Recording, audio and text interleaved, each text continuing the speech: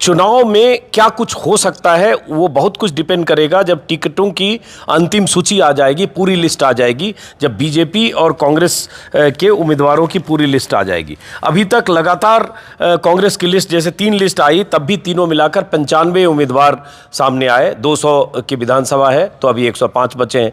BJP की तरफ से 124 उम्मीदवारों के नाम आए तो 76 वहाँ भी बचे हैं। और उम्मीदवारों पर मंथन जयपुर से लेकर दिल्ली तक लगातार पिछले 20 दिन से हो रहा है। कांग्रेस ने पहले एक तरफ से बयान जो आते थे 4 महीने पहले, तब लगता था सितंबर तक कांग्रेस की लिस्ट आ जाएगी, अब यहाँ अक्टूबर खत्म होने जा रहा है। तो लिस्ट की बेचैनी, टिकट के लिए नाम क्यों नहीं आ रहे हैं, टिकट काटने को लेकर ये बहुत कहा गया कि एंटी इनकम्बेंसी कांग्रेस के विधायकों मंत्रियों के खिलाफ है, टिकट काटना अशोक गहलोत नहीं चाहते हैं, उसके पीछे अपनी वजह है। कुछ सीटों पर बीजेपी कैसे कांग्रेस के बड़े नेताओं की घेराबंदी करेगी और कुछ सीटों पर कांग्रेस कैसे बीजेपी के नेताओं की घेराबंदी करेगी, कुछ सीटों पर बीजेपी कैसे कांग्रेस नेताओं की घेराबंदी करेगी, ये भी लिस्ट से पता चलेगा। लेकिन अब बात यहीं से कि लिस्ट को लेकर इतना जो चल रहा है लगातार, क्या दिक्कत है कि वो लिस्ट सामने नहीं आ रही? हम लोग बैठे हैं कि आ जाएगी, कल आएगी, आ जाएगी, कल आएगी, और छोटी छोटी लिस्ट क्यों आ रही है? तो दोनों पार्टियों के नेता भी नहीं बता पा रहे, क्योंकि जैसी बात चल रही थी कि 106 पे तो कांग्रेस की सहमति बन चुकी थी।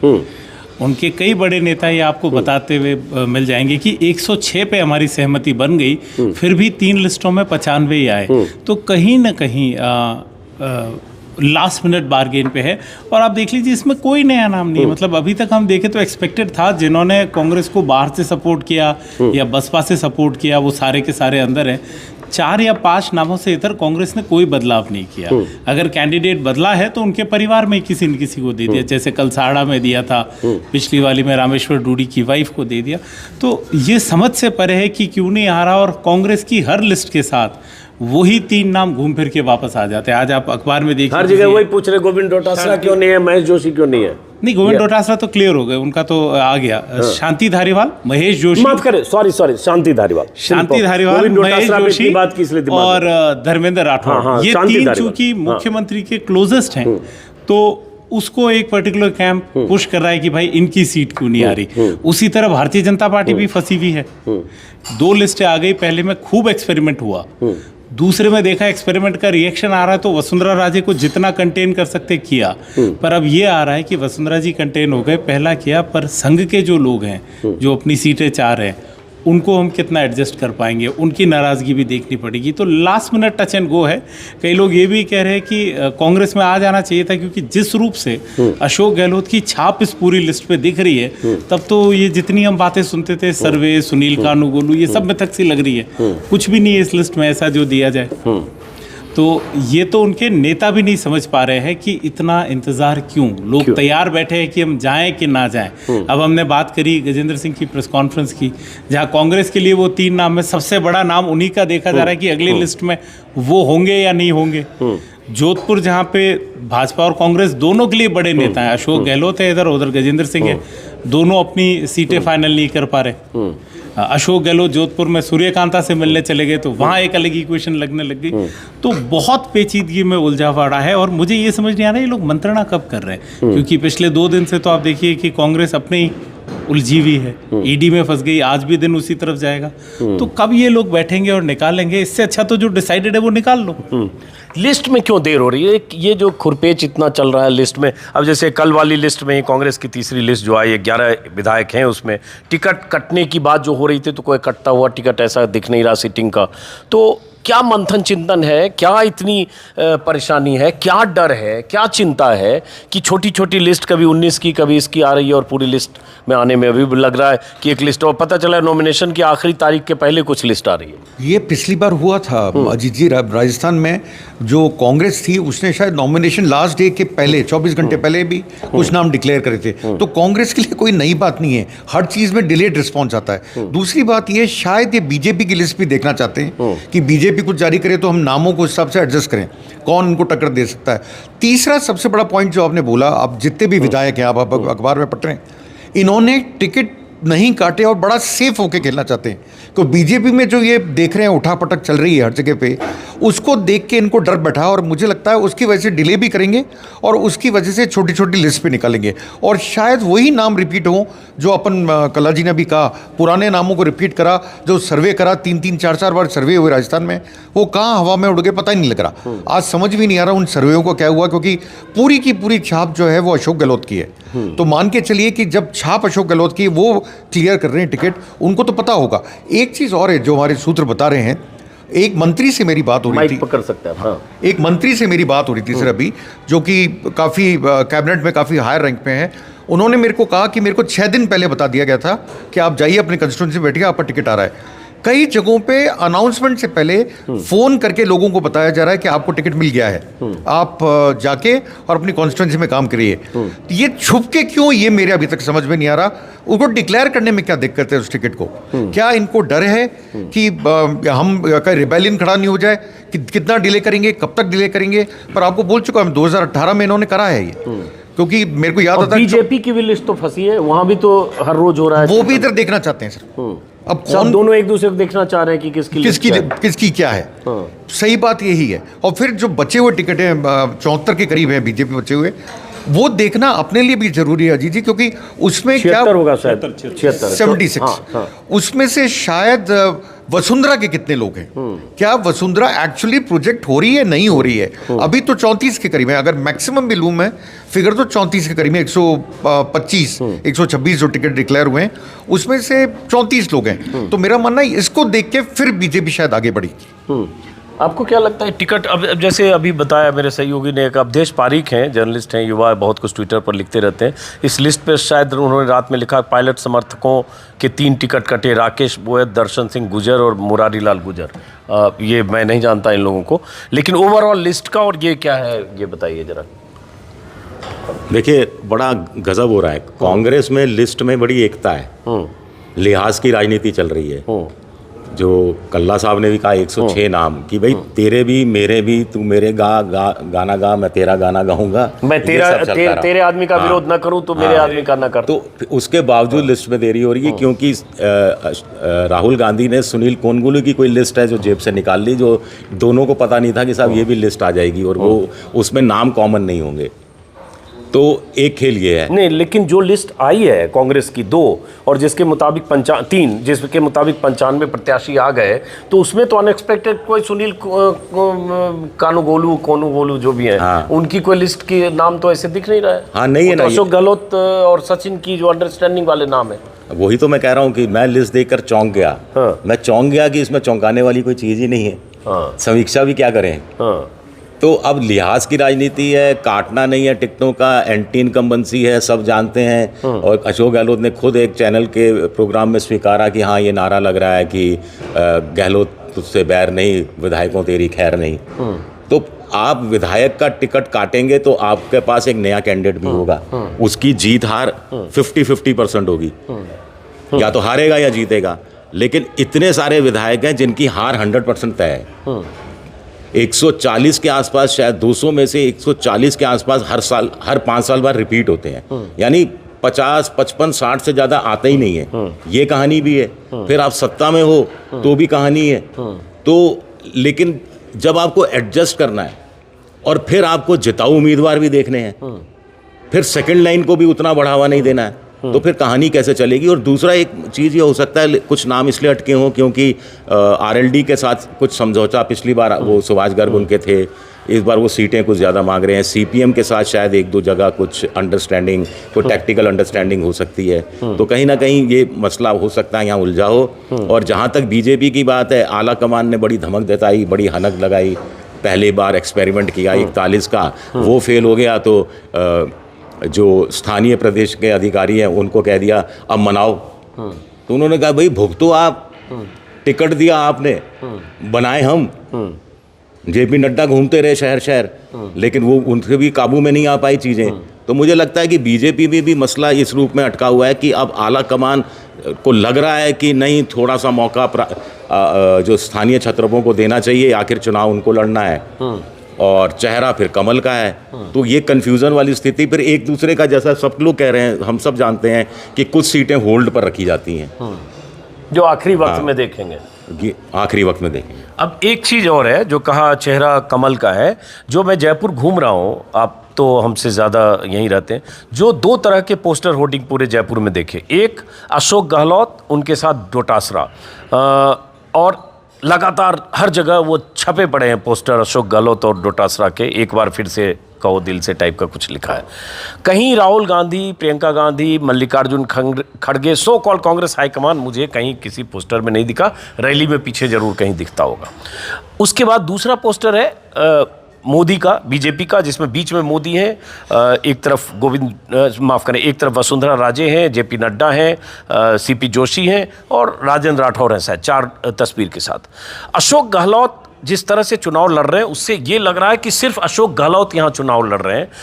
पार्टी का केंद्रीय नेतृत्व, कहने की बात तो केंद्रीय नेतृत्व है, हाईकमान है, रैलियों में प्रियंका गांधी आती हैं, लेकिन पूरा चुनाव सिर्फ अशोक गहलोत लड़ रहे हैं। गोविंद डोटासरा से कहते हैं कुछ लोग, कुछ झगड़े जैसी कुछ बात हो गई थी, कोई डिजाइन बॉक्स है क्या है नहीं है, और उसके बाद वो पोस्टर में वो भी आकर चिपक गए। कई बार उस पोस्टर को देख के लगता है डिजाइन तो इधर का हुआ था, ये बाद में आके चिपका है, बॉक्स की तरह लग गया। बॉक्स की तरह। सर एक चीज और आपने बोली, आला कमान है, ऊपर 10 बिंदियां हैं छोटी छोटी, जो पता भी नहीं पड़ती क्यों है। नहीं, बहुत सारे ना सभी पोस्टर में दिख जाएगी। अच्छा, कुछ पोस्टर के वीडियो आप देखिएगा, उसमें छोटे छोटे मिनिएचर, मतलब वो लेंस लेके देखो तो पता पड़ता है, अच्छा ये खड़गे जी हैं, अच्छा, या ये सोनिया जी है। मतलब कांग्रेस में आप ये गलती नहीं निकाल सकते। इतना छोटा है कि मुझे नहीं दिखा, मैं किसी को भी नहीं दिखा, कांग्रेस को खुद नहीं दिख रहा, शूट किए थे, कल देखता हूं मैं। हाँ सर, कांग्रेस वालों को खुद नहीं दिख रहा। तो वहां वो मसला बहुत क्लियर है। और नहीं कुछ जगह। अच्छा चलो, तब तक निकाले हमारे, मैं भी आपको निकाल के दिखा, कोई बात नहीं, कोई बात करते हैं। हाँ, आगे बढ़ते हैं। तो उनका तो ये हाल है कि खाना पूर्ति कर दी गई है और कैंपेन में कुछ बदलाव नहीं आया। जो हम अशोक जी को पिछले 3 महीनों से फ्रंट पेज पे देख रहे थे, वैसे ही अशोक जी अभी भी दिख रहे हैं, ये क्लियर है। भाजपा का कैंपेन, जैसे मैंने कहा भी था एक जगह, कि भाजपा एजेंसियों का यूज करने में माहिर है, पर राजस्थान के लिए लगता है प्रिंट कैंपेन की एड एजेंसी में कोई चूक हो गई। बिल्कुल इंप्रेसिव सा नहीं लग रहा। पहले उन्होंने जो किसान निकाला वो पलट किया कि मेरा तो कोई लफड़ा ही नहीं है, वो बहुत बड़ा वायरल हुआ। पिक्चर है रविंद्र, आप लोग खींच रहे थे, चाय वाले ने उसको कहा कि पैसे दे तो चाय, हाँ पैसे दे, तो वो एक बहुत फॉल फ्लैट हो गया। ये बीजेपी से उम्मीद नहीं की जा सकती। ऐसा कांग्रेस में अक्सर हो जाता है कि हाँ चल हो गया, वो नहीं निकला। अब देखते हैं कि ये जो चेहरे इन्होंने इतने लगाए हैं, पता ही नहीं पड़ता वो इंडिविजुअल अपना ऐड कर रहा है या ये भाजपा की लाइन है। पहला ऐड होगा देश भर में कहीं जा, कोई दूसरा इतना बड़ा है और मोदी जी इतने से हैं। मतलब ये तो चौंकाने वाली बात है कि क्या हुआ। जो पोस्टर आप बता रहे हैं वो दिख रहा है, पर एक पोस्टर ये भी है, शायद आपकी नजर में ना आया हो, क्योंकि उसमें मोदी जी और बाकी नेता बहुत छोटे एक कॉर्नर में हैं, बाकी सब जगह आम आदमी का चेहरा है। तो ना तो कैंपेन में सिंक दिख रहा है बीजेपी की, ना उनकी टीम में सिंक दिख रहा है। वो इसी उम्मीद पे चल रहे हैं कि प्रदेश की परिपाटी है कि हम बदलते हैं तो हमारा नंबर आएगा। और पिछली बार जो हमने वसुंधरा राजे को एक चांस दिया तो वो एक डैमेज कंट्रोल सा दिखता है। तो कांग्रेस की सबसे बड़ी स्ट्रेंथ सर मुझे लगता है इस चुनाव में ये थी कि वसुंधरा जी भाजपा से नाराज हैं, तो हमें एज मिल जाएगी, हम आ जाएंगे। भाजपा को ये था कि उनके खिलाफ एंटी इनकम्बेंसी रह जाएगी, हम आ जाएंगे। तो बस इन्हीं कयासों पे लगता है उनका खेल चल रहा था। अब reality comes into the face, देखते हैं लोग किसको। एक स्लाइड तो नहीं है देखना। अब एक सवाल और है जो कई बार लोगों को लगता है कि हम लोग मिस भी करते हैं।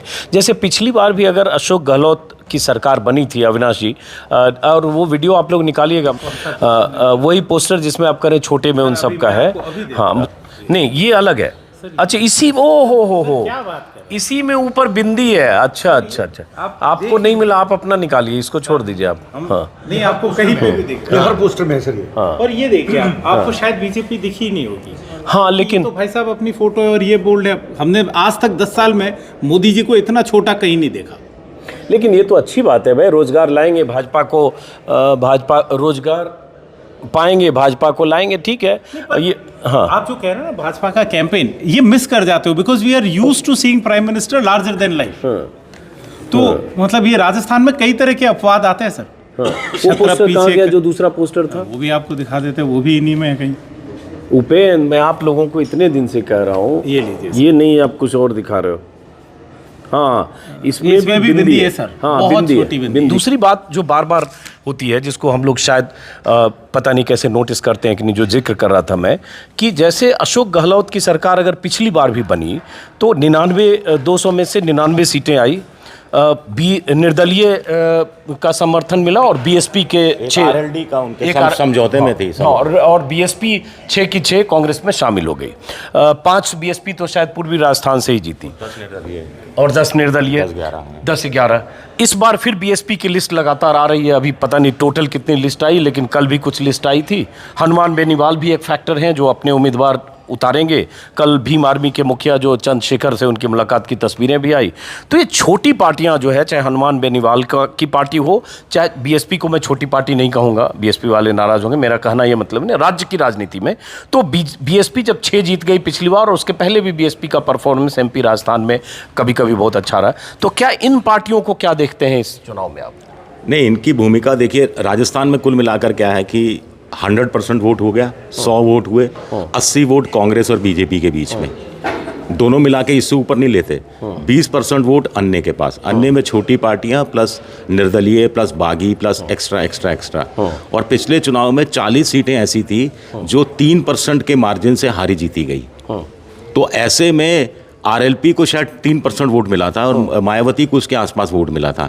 तो ऐसे में मायावती दलित वोट बहुल इलाकों में कांग्रेस का खेल खराब कर सकती है, और आरएलपी जाट बहुल इलाकों में बीजेपी का खेल भी कुछ जगह खराब कर सकती है। अभी एआईएम के साथ उन्होंने माफ़ कीजिएगा, चंद्रशेखर रावण के साथ समझौता भी किया है। तो इन छोटी पार्टियों की एक 0.54% से जहां पिछली बार कांग्रेस ने चुनाव जीता हो, वहां पर आप खुद अंदाज लगा सकते हैं कि कितना बड़ा फ़र्क है। इस बार मायावती ने 2 बार की वो पूरी पार्टी हजम कर जाते थे अशोक गहलोत। इस बार उन्होंने कहा कि हम सत्ता में भागीदार होंगे, यानी पार्टी टू पार्टी बातचीत होगी और अपने विधायकों के साथ वो एक तरह से सौदा करेंगी। तो वो खुला एक तरह से ये बात कह रही हैं। तो ये एक नई चीज़ है। और छोटी पार्टियों के साथ कोई बड़ी पार्टी समझौता नहीं करना चाहती, स्पेस नहीं देना चाहती, क्योंकि उनको पता है कि इनको स्पेस देने से फिर वो सीटें आगे के लिए हमेशा के लिए हमारी खराब हो जाएंगी, एक तरह से उनके हिस्से में चली जाएंगी। तो ये कारण है। लेकिन अब बाईपोलर चुनाव में जहाँ एक वोट का महत्व है, मुझे लगता है कि जो पहले खबर आई थी कि अशोक गहलोत इनके साथ बात कर रहे हैं, जो कम्युनिस्ट पार्टी वालों के साथ हैं उनसे बात हो रही है, या अभी आरएलडी के साथ बात हो रही है, तो शायद कुछ सीटें अगर वो छोड़ देते हैं तो उनका फ़ायदा हो सकता है कांग्रेस को मिल जाए या बीजेपी। अब देखिए, बीजेपी का एक बस छोटी सी बात है कि लाल डेयरी का जिक्र प्रधानमंत्री ने भी किया और सबने किया, और जो लाल डेयरी लेकर विधायक घूम रहा था मंत्री, जो कांग्रेस से निकाल दिया गया, जो शिवसेना के साथ चला गया, उसके पक्ष में भी एक सीट उदयपुर वाटी छोड़ने के लिए बीजेपी तैयार नहीं हुई। तो कोई हिस्सेदारी छोड़ना नहीं चाहता। अब ये जो वही त्रिशंकु अगर कोई स्थिति बनती है राजस्थान में, तो जिसका जिक्र किया हमने 2018 के संदर्भ में, कि भाई निर्दलीय बहुत लड़ते हैं, छोटी पार्टी के उम्मीदवार हनुमान बेनीवाल अगर चंद्रशेखर रावण से उनका कुछ टाई अप हो गया, कुछ सीट पर उनके उम्मीदवार हो सकते हैं। बीएसपी का जिक्र हमने किया ही, और कोई पार्टी है यहाँ छोटी 1-2 और शायद कुछ ना, भारतीय ट्राइबल पार्टी भी है, जननायक जनता पार्टी, दुष्यंत चौटाला पार्टी भी है। तो इन चौटाला की पार्टी भी है। इन जब 100 है तो आप एज पर कहीं फंसते हैं, 99, 98, 96, तो इन पार्टियों की भूमिका हो सकती है किसी संदर्भ में। क्या ऐसी स्थिति भी देखते हैं कि छोटी पार्टियों के पास किंग मेकर बनाने वाली क्षमता हो, ऐसी स्थिति भी हो सकती है? आज की तारीख में अजीत जी आप देखें, चुनाव बहुत नेक टू नेक है।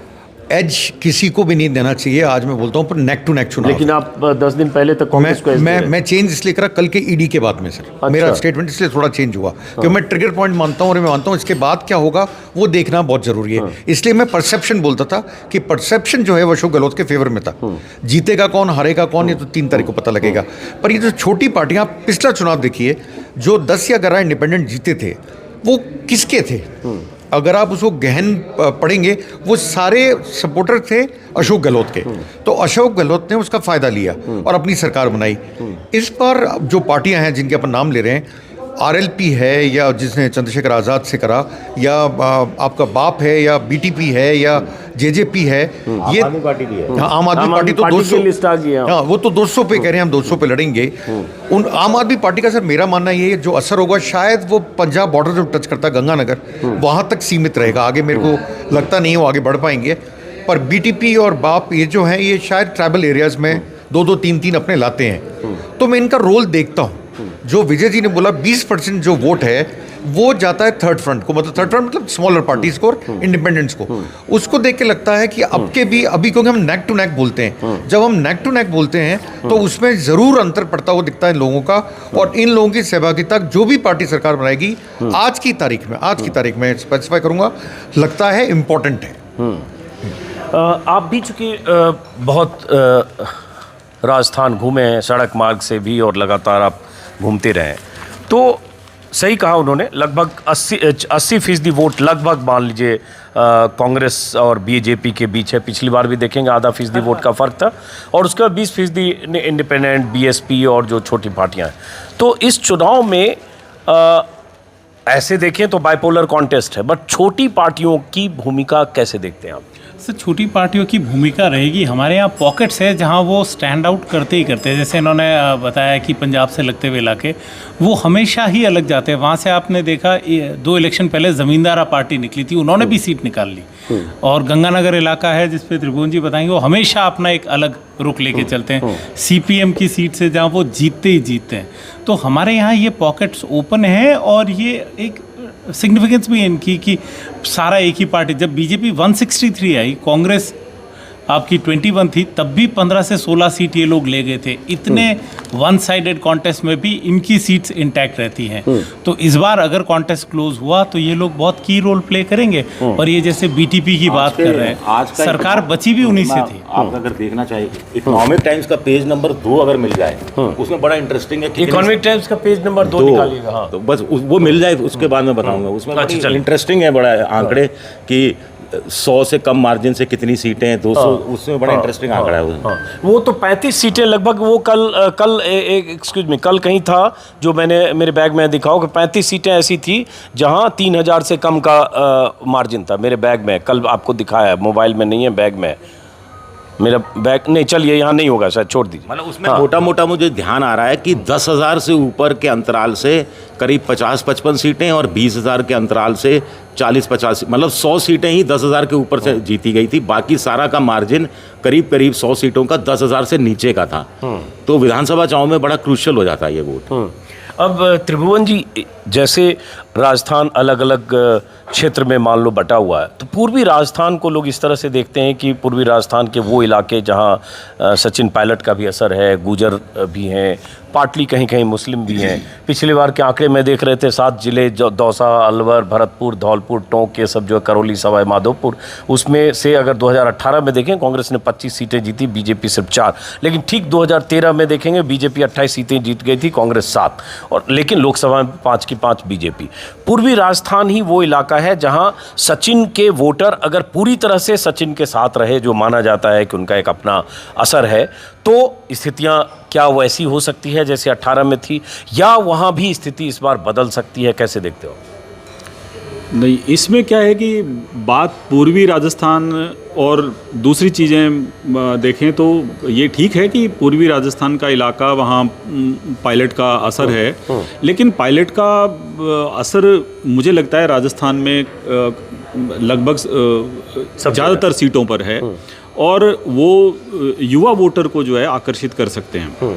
तो जो कांग्रेस की जो कुछ कमियां हैं उनको वो पूरा करते हैं, क्योंकि जहां चुनाव में हम देखते हैं कि युवा नाराज़ दिख रहा है, तो वहां सचिन पायलट उसको बैलेंस करते हैं। लेकिन ये जो इतना डिस्कशन हुआ है, मैं उसमें 2-3 चीज़ें आपको बताना चाहूँगा जो ज़रूरी हैं। जो ये पूर्वी राजस्थान वाला आपकी बात ठीक है, लेकिन ये इस बार का जो अशोक गहलोत के मुख्यमंत्री के तौर पे जो कार्यकाल रहा है, उसमें एक नई चीज़ ये दिखी है कि पहले वो कई बार ढीले ढाले रहते थे, इस बार उनका एग्रेशन बहुत ज़्यादा रहा है। चाहे वो कन्हैयालाल वाला कांड उदयपुर का रहा, उन्होंने बहुत जल्दी चीज़ों को मैनेज किया, या भरतपुर, सवाई माधोपुर, अलवर वगैरह इलाकों में, करौली में जो कांड हुए, उसमें जहाँ जहाँ जो स्थितियाँ हुई उनमें उन्होंने बहुत जल्दी चीज़ें कवर अप करने की कोशिश की, और उनको बड़ा मुद्दा बीजेपी के हाथ आने नहीं दिया। लेकिन मैं बीच में एक बता रहा हूँ, सिर्फ ऐड कर रहा हूँ, चूँकि मैं 5 दिन से जयपुर में घूम रहा हूँ, सेंट्रल पार्क, बस स्टैंड, कई जगह,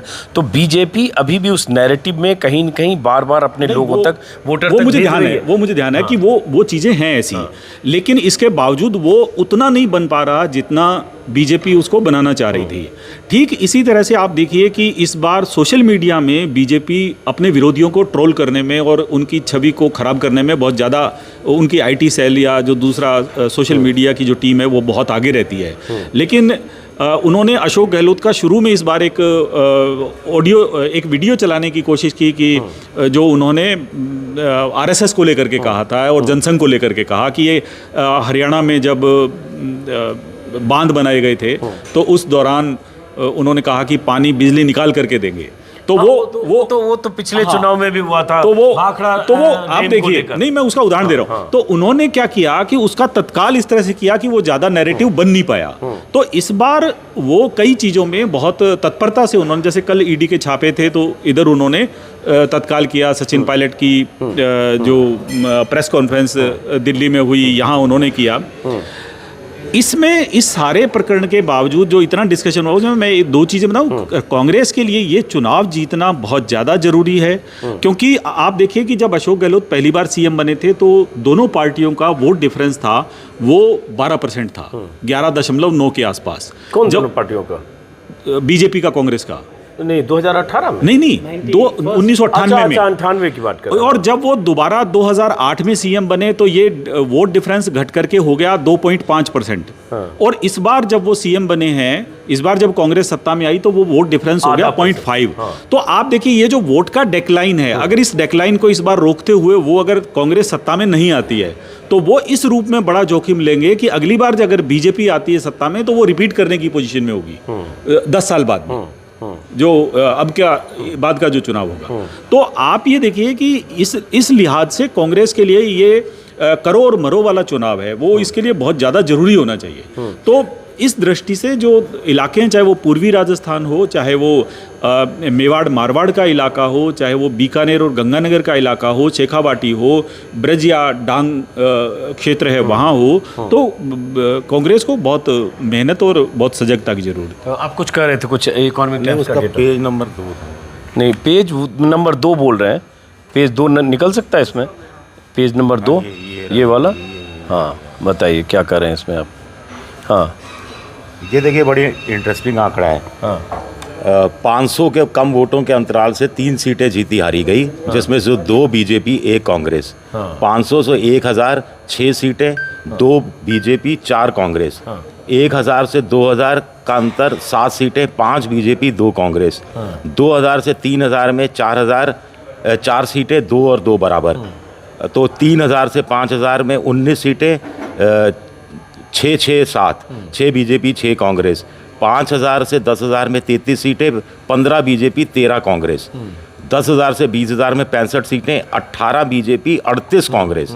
और 20,000 से ऊपर 59 सीटें, 22 बीजेपी 32 कांग्रेस। हाँ। तो ये शुरू की आप देख लीजिए 10,000 तक की सीटों की संख्या करीब 50 के आसपास बैठ रही है, जिसमें जो ये खेल पलट सकता है। ये मतलब छोटी पार्टियों का जिसको सहारा मिलेगा, तो ये बड़ा इंपॉर्टेंट आंकड़ा हो जाता है। और पिछले 20 साल से हम देख रहे हैं ये चीज़ें हो रही हैं। तो इस बार नहीं होंगी, हम कैसे तय कर सकते हैं? नहीं, वो किसके पक्ष में होगी फिर, ये भी तो नहीं पता ना। हाँ यही तो, भाई इसी सूबे में सीपी जोशी 1 वोट से हार गए थे। इसीलिए तो हम कह रहे हैं कि चुनाव फंसा हुआ है। हाँ। जैसे हवा किस तरह बहेगी, जयपुर के हवा महल में जाके अभी पता नहीं लगा सकते कि झरोके ही झरोके हैं कि हवा कहाँ बहेगी। अच्छा, इन्होंने 2 बार कहा चुनाव फंसा हुआ और चुनाव खुला हुआ है, दोनों का मतलब होता है नेक टू नेक, कोई भी हो सकता है। क्या आप यही मानते हैं? जी बिल्कुल। पहले 15 दिन पहले आपकी राय थी बीजेपी को एज है, इनकी राय थी कांग्रेस को एज है। इन्होंने भी आज अपना पोजीशन बदला और आप सर मैं ये अभी भी यही कहूँगा कि बीजेपी को इन सीटों पे एज है। ये जो हमने सीटें बोली, इनमें कई सीटें हैं जो चेंज होती रहती है और विक्ट्री मार्जिन बहुत क्लोज रहता है। तो वो ट्रेंड भी देखें तो कोई इतनी बड़ी चेंज होने की बात मुझे नहीं आती। और जिस तरह से कांग्रेस ने कोई बदलाव नहीं किया, बिल्कुल हूबहू टिकट निकाल दी, जो लिस्ट निकाल दी पिछली बार वाली थी। तो जहाँ मुख्यमंत्री भी कह रहे कि एंटी इनकम्बेंसी है, ये है वो है, क्या वोटर उनका कार्यकर्ता चार्ज होगा। मैं अभी भी यही कह रहा हूँ कि मुझे लगता है, going by the history, they have an edge, but Congress ने इस बार कैंपेन अपना बिल्डअप किया। वो पिछली बार की तरह नहीं है कि ये वन साइडेड चला जाएगा। मतलब बीजेपी को एज अभी भी आप मानते हैं, लेकिन कांग्रेस ने काफी रिकवर किया है बहुत। हाँ। पहली बार आपको ये दिख रहा है कि वो हैं, मतलब एक बात ये भी है, आप चाहे जो भी कहें, अशोक गहलोत ने मीडिया मैनेज या जिस तरह से प्रचार होता है उसमें मोदी जी को बिल्कुल 19 रखा हुआ है, 21 नहीं होने दिया। हर जगह वो दिखते हैं, वो ऑफेंस, वो आती है ना, offence is the best defence, वो उस परिपाटी पे ही चल रहे हैं। तो अब एक तो मीडिया मैनेजमेंट की उन्होंने बात की है, सही है। हमने पोस्टर का शुरू में जिक्र किया, हमारे सहयोगी उस समय खोज नहीं पाया है पोस्टर, कि पोस्टर पूरे शहर में जो लगे हैं अशोक गहलोत के, अब ये वीडियो भी निकाला उन्होंने। अब ये बड़ा ये देखिए, ये वीडियो है हर जगह, ये हर जगह पोस्टर जो लगे हैं अशोक गहलोत के गोविंद डोटासरा के साथ पूरे जयपुर में भरा हुआ है। और इस पोस्टर को देखने के बाद आपको लगेगा कि कितनी ताकत से जो कांग्रेस का प्रचार तंत्र है वो मोदी के प्रचार तंत्र से मुकाबला करने की कोशिश कर रहा है। इसको विजुअल आप लगा दीजिएगा, काउंटर देख लीजिए। मोदी के प्रचार तंत्र से मुकाबला करने की कोशिश कर रहा है। अभी तक यही माना जा रहा था पिछले कुछ सालों से, जब से मोदी सत्ता में आए हैं, कि जिस तरह से बीजेपी चुनाव लड़ती है, प्रचार तंत्र का इस्तेमाल करते, पोस्टर, बैनर, हर तरह से IT cell, machinery, social media, एकदम बीजेपी हो जाता है। लेकिन राजस्थान जब आएंगे तो यहाँ दिखेगा कि पोस्टर, सड़क पर अगर आप जाते हैं तो जितने ऊपर होर्डिंग लगे, तो मोदी और बीजेपी के होर्डिंग के मुकाबले कांग्रेस अब भी लगातार घूम रहे हैं। मैं एक आपको और बात कहता हूँ, हाँ, ये ऐसे सब जगह आपको दिखेंगे। हाँ। जैसे कह लिया जाता है ना कि मोदी ने मीडिया कैप्चर कर लिया। आचार संहिता से 3 महीने पहले तक कांग्रेस ने फ्रंट पेज को यूजलेस कर दिया था ऑलमोस्ट। हो ही नहीं सकता था कि इनवेरेबली आपको फ्रंट पेज पे मुख्यमंत्री दिखेंगे। तो ये जितना भी परसेप्शन बिल्ड हुआ है, क्या ये ग्राउंड पे ट्रांसलेट होगा, ये 3 को पता पड़ेगा। पर मुकाबला, और ये जो हम कहते हैं बात की कांग्रेस बिल्कुल फाइट में, ये कि क्यों ये रीइंफोर्स किए जा रहे हैं, कहीं से जगह नहीं छोड़ रहे कि कोई दूसरा अपना नैरेटिव थोड़ा भी बिल्ड कर पाए। ऐसा नहीं है कि बीजेपी ने अपने ट्राई नहीं किए या कई बार आता है प्रदर्शन नहीं किए, सब किए, पर उन सब पे ये हाई डेसिबल नॉइस था। एक बात पोलराइजेशन की है, ध्रुवीकरण की। जब यूपी में होते हैं, बिहार में होते हैं, तो लगता है चलिए आबादी भी है, बंगाल में होते हैं मुस्लिम की आबादी भी है, और उस तरह से बीजेपी लीडरशिप 80-20 का नारा मुख्यमंत्री खुद देने लगते हैं। प्रधानमंत्री मोदी जब यूपी चुनाव में शमशान कब्रिस्तान बोल जाते हैं, झारखंड में वो कपड़ों से पहचाने जाते हैं, अमित शाह बिहार में बोल रहे थे कि हाँ नीतीश कुमार और लालू जीतेंगे, तब दोनों का कॉम्बिनेशन था, पाकिस्तान में पटाखे चलेंगे। इस तरह से भाषण शुरू हो जाते हैं। यहाँ भी कन्हैया लाल का जिक्र प्रधानमंत्री मोदी, अमित शाह और हेमंत बिस्वा कर चुके हैं। मैं जहाँ जहाँ घूम रहा हूँ वहाँ देख रहा हूँ कि धीरे धीरे अंडर करंट ये बीजेपी अंदर घुसाने की कोशिश कर रही है। कन्हैया लाल का जिक्र करके कि यहाँ कोई जयपुर में किसी की मौत हुई थी, उसमें 50 लाख दिया, इकबाल या समथिंग कुछ नाम था उसको लेकर। लेकिन राजस्थान में मुस्लिम पॉपुलेशन सिर्फ 9% है, तो डोमिनेंस वैसे नहीं है जैसे बिहार में या यूपी की बहुत सारी सीटों पर, या बंगाल में, तो खैर असम। तो क्या फिर भी ये यहाँ एजेंडा इस तरह से काम करेगा क्या? मैं आपको एक एग्जांपल देता हूँ अजीत जी। मैं थोड़े दिन पहले वर्ल्ड सिटी एरिया गया था, जिसको जौहरी बाजार, किशन पॉल बोलते हैं। वहाँ पे मैंने एक चीज़ देखा, और मैं इस चीज़ में मानता हूँ कि सीप इन कर रहा है धीमे जो है वो बीजेपी तैयारी करिए इसको इशू बनाने का, नैरेटिव बनाने का, कन्हैयालाल को और एक सनातन को, और लोगों में पहुँच रही है। और वहीं पर जो अभी अविनाश जी कह रहे थे, बीजेपी अभी भी स्ट्रांग है इन ऑन सोशल मीडिया। वो लोग सिर्फ व्हाट्सएप की बात कर रहे थे, और वो बात कर रहे थे कि जो यहाँ मुस्लिम मरा था, अल्पसंख्यक जो लड़के को मारा गया था, उसको तो 51 लाख दिए और उदयपुर वाले को 5 लाख दिए। यहाँ मैं मानता हूँ कांग्रेस की बहुत बड़ी कमजोरी है कि इसको क्लैरिफाई नहीं कर पाए वो, जबकि दिया कन्हैयालाल को बराबर था, 2 नौकरी और 2-3 दिन में दिया था। वो 3 दिन में दिया था क्योंकि अशोक गहलोत खुद अपने हाथ से दिखाए थे। प्रचार करते हैं कि उनको 3 दिन में दिया, यहाँ तुरंत। कल आपने एक से प्रश्न किया तो वो इसी पे 3 दिन और 1 दिन पे ही 3 दिन और कुछ वो देर। कैसा वो 3 दिन क्यों उसको 3 दिन में दिया, उसको 1 दिन में ही दे दिया, उसमें देर क्यों लगाई? लेकिन एक चीज जो टिकटों वाली है, मैं उसमें जरूर कहना चाहूंगा, वो ये है कि ये सर्वे की और इस सब की बात बार बार आ रही है।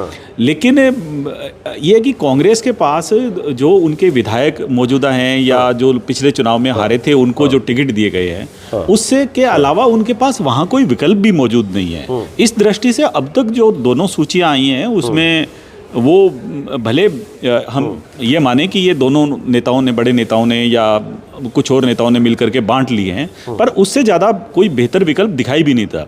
यहाँ तक कि जो शांति धारीवाल और महेश जोशी जो दो बड़े नेता हैं और जिनकी टिकटें विवादों के कारण अटकी हुई बताई जा रही हैं, उनके भी वहाँ कोई शांति धारीवाल का भी कोई विकल्प वहाँ कोटा में हो, ऐसा नहीं है। और वो पार्टी को चलाने में, और राजस्थान में जैसे राजेंद्र राठौड़ बीजेपी के लिए बहुत ज़रूरी नेता हैं, उस तरह से यहाँ कांग्रेस में शांति धारीवाल की भूमिका है।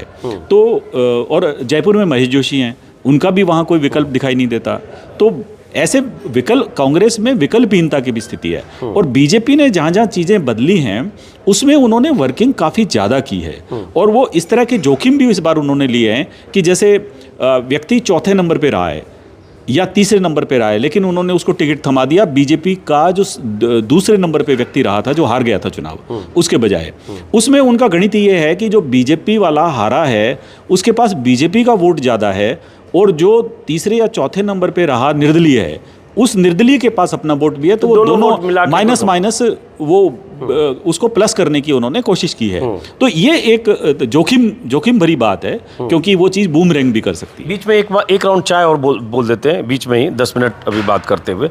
चाय ही चल जाएगी ना? चाय है, चलेगा सर। आपको थोड़ी थकान भी हो रही है तो चाय से फ्रेश करते हैं। वो बात अधूरी रह गई जो आप कह रहे थे, और उसके बाद फिर उस पर बात करते। देखिए, मैं इसलिए बात कर रहा हूँ क्योंकि मैं हिंदू मुसलमान वाले पर राजस्थान में ज़्यादा बात करना भी नहीं चाहता था।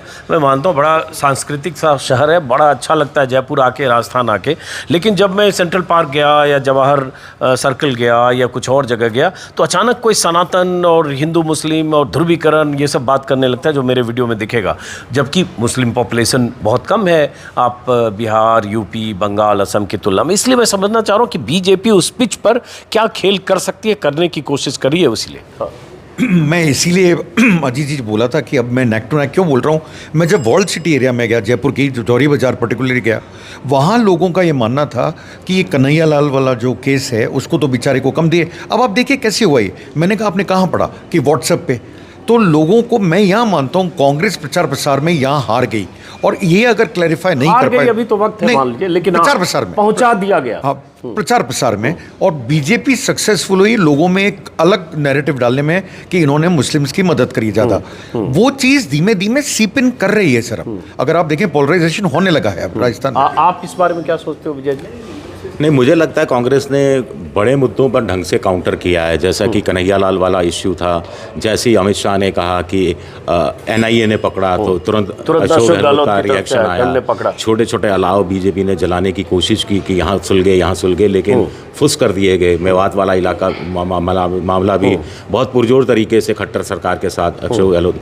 मुझे लगता है कि राजस्थान में ये हिंदुत्व के साथ से ज़्यादा राष्ट्रवाद काम करता है। बॉर्डर स्टेट है, अभी भी बहुत सारे लोग, अभी मैं देख रहा था कुछ जगह कह रहे थे कि विधानसभा चुनाव में भले ही हम अशोक गहलोत को दे दें, बीजेपी को नहीं दें, लेकिन लोकसभा चुनाव में मोदी को देंगे। कल हम बस स्टैंड पर थे, वहाँ एक आदमी इसी तरह से, मेरे वीडियो में आप देखेंगे, वो यही कह रहा है कि अशोक गहलोत ने बहुत अच्छा काम किया, तमाम योजनाएं गिनाने लगे, लेकिन साथ में कहा कि वो दिल्ली में मोदी ठीक है। और हमारे लिए और मोदी जी ये विधानसभा चुनाव को सेमीफाइनल लेकर चल रहे हैं।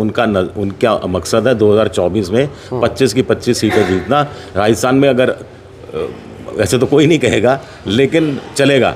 समझ गए मैं क्या कहना चाहता हूँ, चलेगा। इसीलिए प्रयोग हो रहे हैं कि सांसदों को उतार दो। सांसदों की प्री बोर्ड एग्ज़ाम होता है, जैसे हमारे स्कूल में होता था कि बोर्ड एग्ज़ाम से पहले एक प्री बोर्ड एग्ज़ाम होता था कि ये लड़का बोर्ड में कैसा करेगा, तो ये सांसद लोकसभा चुनाव में कैसा करेंगे, इसको आजमा लिया जाए। और अगर ये पिट जाते हैं तो बहुत आसान होगा नए चेहरे उतारना। और अगर पिटते हैं तो मोदी को एहसास हो जाएगा कि उनके सांसदों के खिलाफ एंटी इनकम्बेंसी है। तो ये प्लानिंग मुझे लगता है ज़्यादा उस स्टेज पर चल रही है। ये हिंदू मुसलमान वाला एंगल, छोटे अलाव जले हैं, लेकिन उसकी ताप का असर कितना होगा, मुझे लगता है इतना असर नहीं होगा। बीजेपी इस बात को भी समझती है। नहीं, उसको मैं बोलना चाहूँगा, मुस्लिम पॉपुलेशन की आप बात करते हैं, जो बॉर्डर एरियाज हैं वहाँ पे मुस्लिम पॉपुलेशन ज़्यादा है राजस्थान में। चाहे वो जैसलमेर हो चाहे बाड़मेर हो। अविनाश जी और उसमें क्लैरिफाई कर देंगे, कई जगहों में 25% भी टच हाँ नहीं, इधर टोंक और दौसा और ये सब इलाके में भी है। अलवर में भाई तिजारा एक ऐसी सीट है राजस्थान में, एक ही मुख्यमंत्री मुस्लिम बने थे, बरकतुल्ला खान, अगर मुझे नाम याद है, तिजारा के विधायक रहे। तो है पॉपुलेशन, या आपके सिटी में ही है, किशनपोल और ये सब जो एरिया है इसमें, हवा महल, इस सब में यहाँ भी है। मैं उसी एरिया का नाम लिया था आपको, वॉल्ड सिटी एरिया बोलते हैं उसको। वहाँ पे ये सीप इन कर रहा है धीमे धीमे कि सब ये तुष्टिकरण करते हैं। जो आपने अपने वीडियो में भी आपने करा था सैंडल पार्क के बाहर, वो करे थे तुष्टिकरण की नीति है कांग्रेस की, तो सनातन और तुष्टिकरण की बात करी थी। वो चीज़ मैं देख रहा हूँ कहीं ना कहीं सीप इन करने लगी है लोगों में। एक सेंटेंस कहना है, मुझे लगता है कि काउंटर इसका अशोक गहलोत ने इस रूप में किया है कि जितनी योजनाएं लेकर आए हैं वो टारगेटेड नहीं है, सबके लिए है। जैसे मोबाइल फोन है, सबके लिए है। गैस सिलेंडर भी अब करीब करीब सबके लिए कर दिया। तो वो टारगेटेड नहीं है, तो उसका मुझे लगता है शायद काउंटर हो सके इससे। मुझे लगता है शायद ये बीजेपी इसलिए भी करना चाहेगी कि अशोक गहलोत की जो स्कीम है, चाहे चिरंजीवी हो, चाहे अब महिलाओं को 10,000 देने का भी 2 दिन पहले कर दिया परिवार के मुखिया को, चाहे मोबाइल देने का कर दिया, चाहे और भी जो भी उनकी स्कीम हो, चाहे 10,000 सालाना देने का हो, चाहे किसान का हो, चाहे सिलेंडर को लेकर हो। तो ये जो तमाम स्कीम है जो पूरे पन्ने तक विज्ञापन देते रहे, तो बीजेपी को लग रहा है कि अब इसका काउंटर हम जो राष्ट्रवाद और सनातन और हिंदुत्व है उस पर जब लाएंगे, तो वो जब दिमाग में चढ़ जाता है तो वो आदमी उसके लिए कहता है हमें तो बेरोजगारी भी नहीं बुरी लगती, महंगाई तो है ही नहीं, ऐसे लोग मिलते हैं, कहाँ महंगाई है, कहाँ बेरोजगारी है, अरे पहले 10 साल पहले इतना कमाते थे अब इतना कमाते हैं। तो कहीं बीजेपी ये इसी पिच पर अगले 1 महीने में, जब प्रधानमंत्री की रैलियां अगले 25 दिन में हम लगातार देखेंगे, आपको लगता है कि उसी पिच पर बीजेपी जाने की कोशिश करेगी और वो कहीं यहाँ के समीकरण को बदल सकता है? देखिए, समीकरण बदले या नहीं बदले, बट हमारे यहाँ हर इलाके की हम वर्ड यूज़ करते हैं, तासीर वो अलग है। जिस तरह बाड़मेर का मुस्लिम वोट करेगा, ज़रूरी नहीं है टोंक का करे, रीजन करे, पर बीजेपी अपनी लाइन में क्लियर है।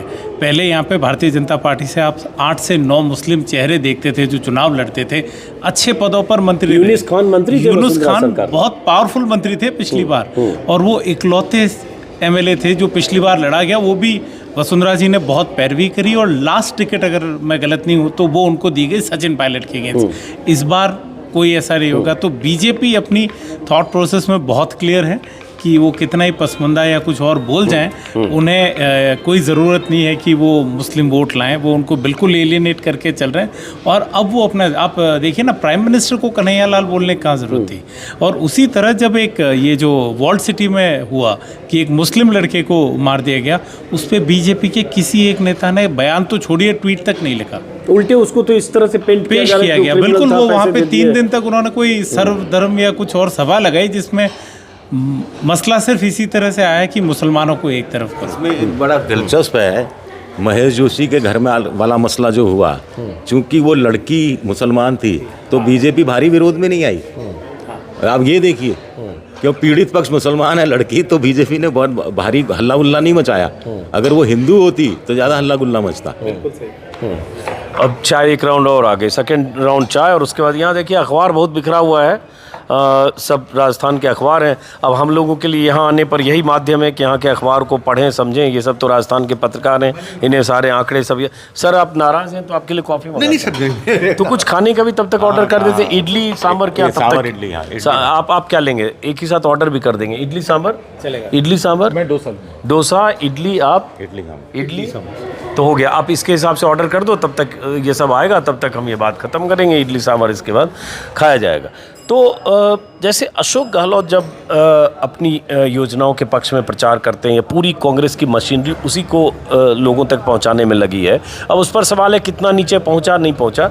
उसका जवाब बीजेपी के पास जो है, वो बीजेपी क्राइम अगेंस्ट वीमेन की बात करती है या करप्शन की बात करती है। अब ईडी का मामला आ गया।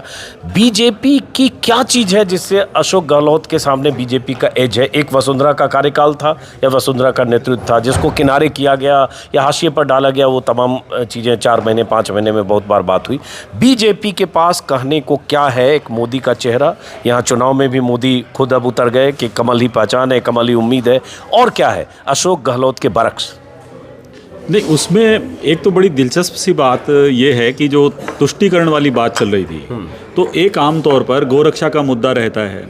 तो गोरक्षा के मुद्दे पर अशोक गहलोत की पिछली सरकार ने भी और इस बार भी मतलब पूरे मतलब जो पूरा भरपूर पैसा दिया है उनको, गौशालाओं को, साधु संतों को, उनके साथ जितनी बैठकें हुई हैं वो बीजेपी के लोग भी कहते हैं।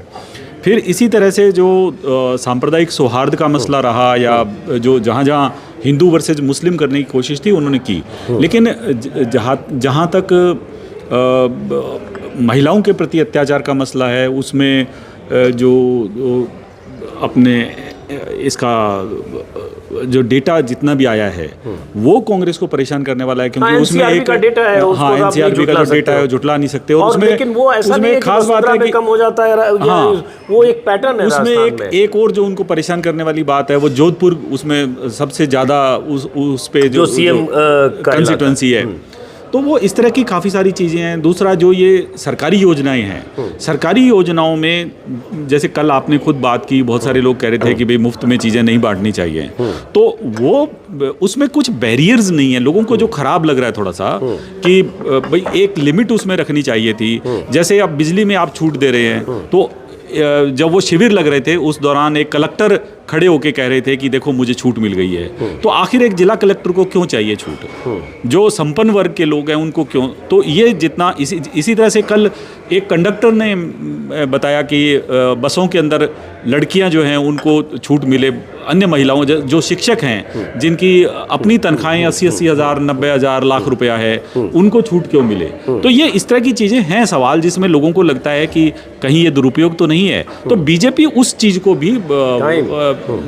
को भी भुनाती है और मुद्दा बनाने की कोशिश कर रही है कि ये बहुत ज़्यादा सरकारी खजाने को खाली करने वाली बात है और इस तरह का मुद्दा है।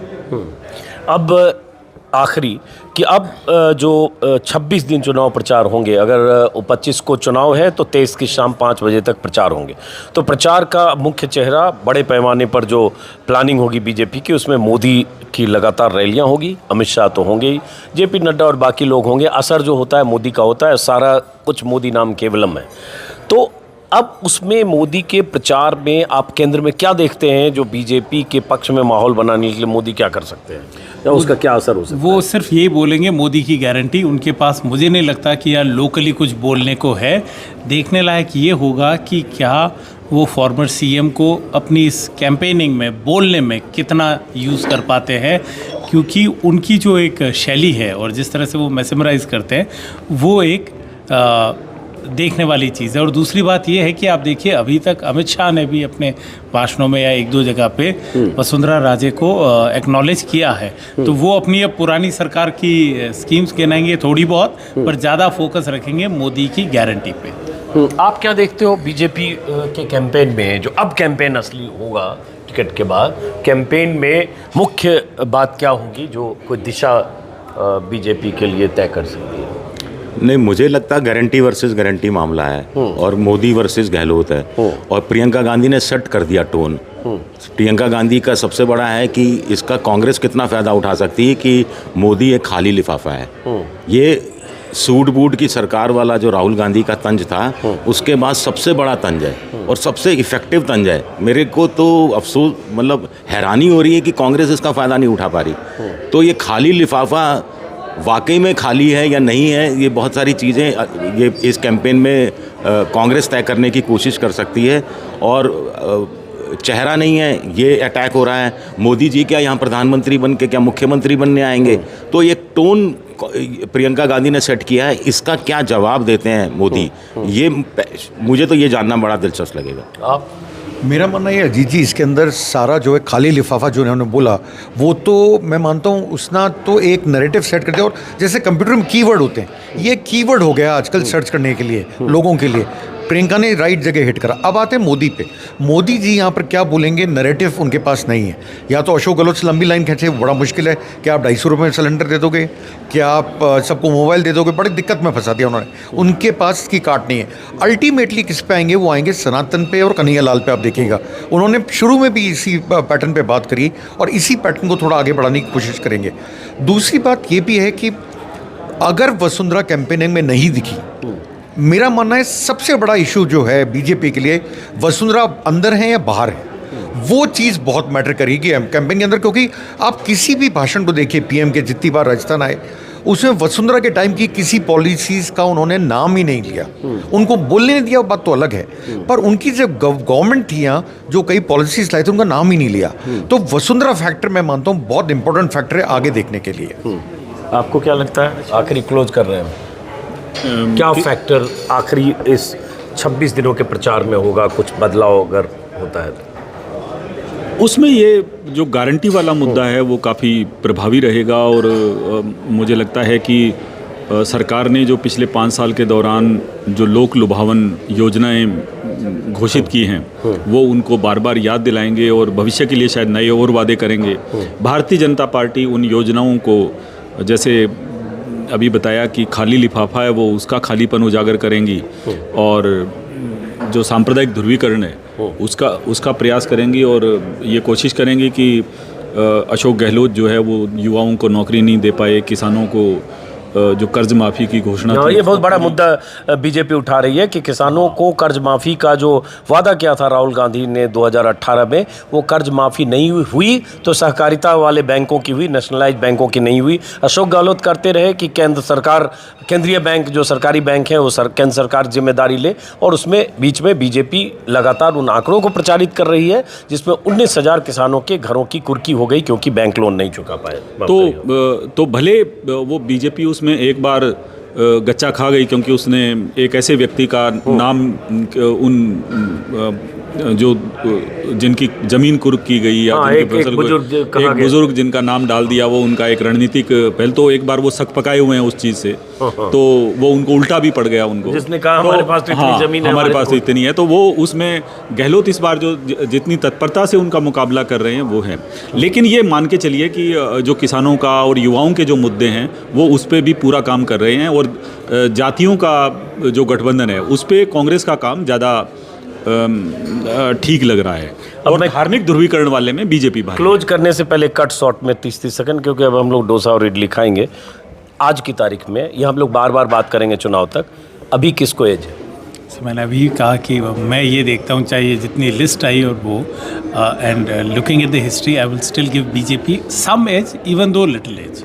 आप नहीं, एज में अभी ये पहली बार बड़ा दिलचस्प चुनाव का मुकाबला है, और ईडी जिस तरह से आई है उसने काफ़ी रंग भर दिया है इस चुनाव में। तो हम जो पुरानी ट्रेडिशन देखते हैं उस ट्रेडिशन के हिसाब से एक एज बीजेपी के पास इसलिए है कि राजस्थान का मतदाता रोटी को सेक करके खाना चाहता है। वो कह रहा है मैं एक तरफ से कच्ची रोटी नहीं खाऊंगी, एक बार वो इधर से सेकता है, एक बार उधर से सेकता है।